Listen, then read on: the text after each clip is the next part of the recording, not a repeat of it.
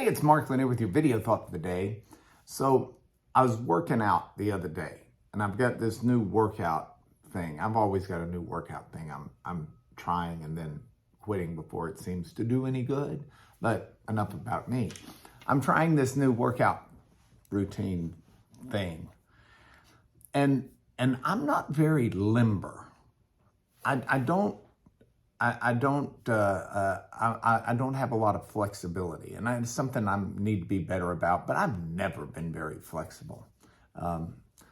And there's this part where you're supposed to bend at the waist. And that's not, just sort of think of yourself standing there, bend at the waist. I'd rather kind of curl my back. I'd rather kind of drop my legs.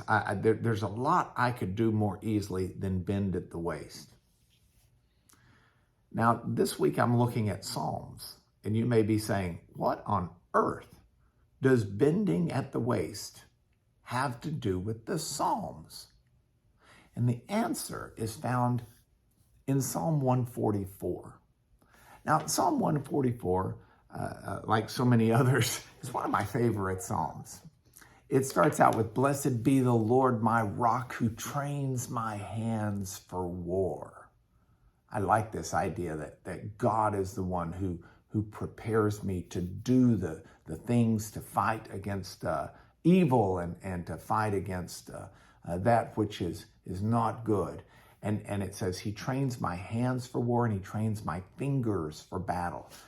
When Hebrew writers were using words like hands and fingers, they're talking about what you do. You do things with your hands, and your fingers is where you do fine work.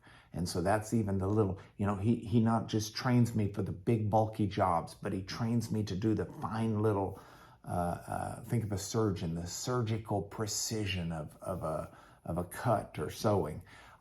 And the psalmist continues that he's my steadfast love, my chesed in Greek, he's the one who's so loyal and faithful to me. He's my fortress. He's my stronghold. He's my deliverer. He's all these wonderful things to me. And then, after explaining who God is, the psalmist in Psalm 144 calls first mentions humanity and says, and God, it's not like I have this right to claim you. It's not like I'm some great thing. What is a human that you would regard her or him? Why would you think of us? We're like a mere breath. We just, and we're gone. And yet, understanding who we are and understanding who God is, the psalmist calls God to intervene in the writer's life. The psalmist specifically says, I think it's in verse 5, "Bow your heavens, O Lord, and come down." Now the word bow, B-O-W, if you're just reading it in English and you're reading this version, this translation, you might think it's the word bow, because the word bow and the word bow are the same word in terms of how they're spelled, totally different meaning. But it's not the word bow your heavens, it's bow. It's like bend at the waist.